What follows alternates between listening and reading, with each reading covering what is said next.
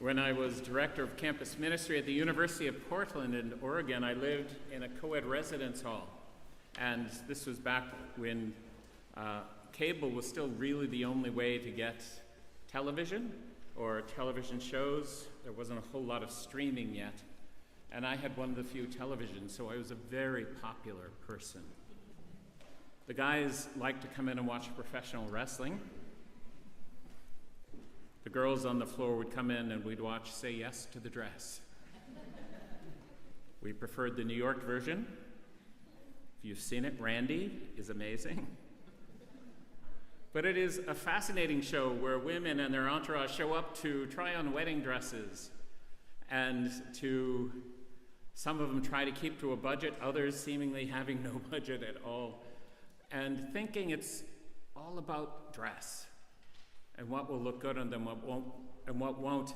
And then it is reality television at its best and worst, family members and friends saying unthinkable things and horrible things and beautiful things. But what was fascinating to me as I watched the show, rarely if ever, as they walked through and put on many different dresses, and we, like the family members sitting in my room, had our criticisms. Some said I could be the most critical. But truly, when a woman would put on a dress that was the right one, you could tell, and it wasn't just the show, that somewhere in it she knew this was the dress she was to get married in. And almost always the feel, the tenor, the underpinnings of the show shifted a little bit. Because it wasn't just that she found a dress for her wedding. And I would say, and I've done probably 150 weddings here in Ireland since I've been here, there's almost never a woman who doesn't look great in her dress. Because the dress is for her. But really the dress is for the occasion. And there's nothing more exciting for me than the start of a wedding. When the music swells, the bridesmaids, if there are any, come down, and then the bride arrives usually with her father and greets her groom at the front. She is nothing but cool and calm because she has planned the whole thing. And she was nervous until the music started. And she come down the aisle like a princess. And he's about to pass out. Because he hasn't given this a moment's thought, really. He said yes, blue and green sound like beautiful colors. He doesn't care. But what he sees is the love of his life coming down the aisle. Already having journeyed, many of them, for quite a long time, because this is Ireland and people get engaged for 15 years. They know each other. And they've had some ups and downs. They've been through thick and thin. And he sees the person he is going to say yes to, and it overwhelms him. Almost every time. And today we celebrate not so much that moment, but we celebrate the reality that they were choosing to enter into, that you have all chosen to enter into.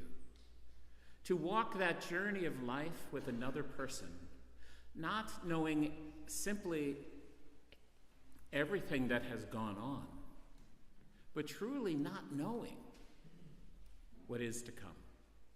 And looking at one another and saying, I take you to be my wife. I take you to be my husband.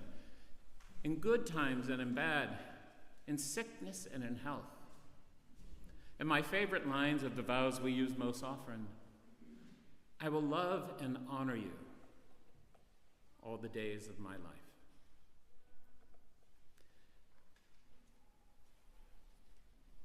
In the words of Jeremiah from our first reading today, if a couple says those words, if a couple marries each other, if a couple creates the sacrament of matrimony, which is what we believe in the Roman Church, that I don't marry them, that you marry each other.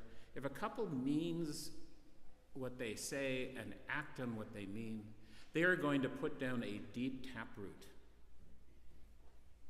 alongside the stream, and they're going to feed on the very stuff of life. They're going to feed on God's grace, and they're going to grow and cherish and love one another. And that's what we celebrate today. More than that moment some 10 or 15 or 20 or 40 or 50 years ago. But the tree that grew from the love you were committing yourselves to and opening yourselves to when you exchange those vows before God. Jesus today reminds us that there are times in life when we're going to be happy and we're going to be sad, and I do think married couples understand the twist he puts on the common logic. We're not simply blessed because we're doing well.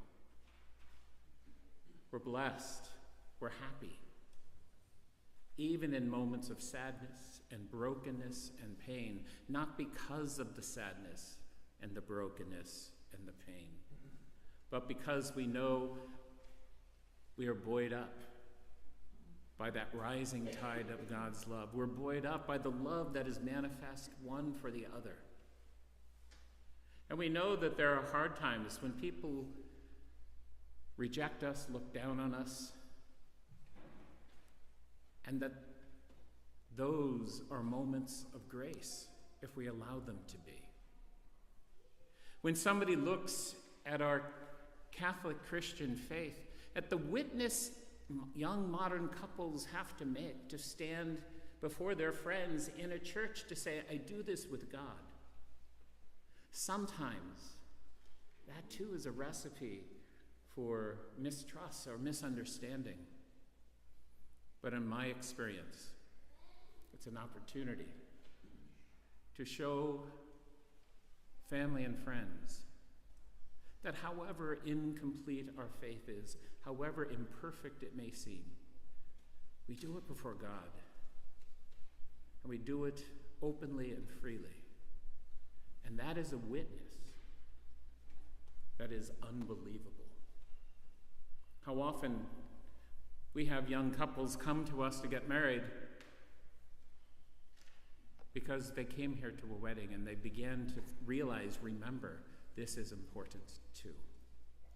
The most important thing that you have done in your life, however imperfect, however broken sometimes your relationship might have been, the most important thing you have done is time and time again show the world and show each other and show your family and your children what true love means. It means going back into the fray. It means picking one another up. It means laughing in the face of hardship. It means finding the joy each and every day when you walk in the door and the other is there. If we do that in life, if we witness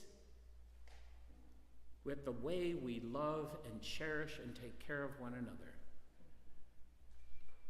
then you've lived out your vocational purpose. Doesn't matter if you're a plumber or an architect. It doesn't matter if you're a lawyer, a doctor, or someone who cleans our streets. Those are just jobs.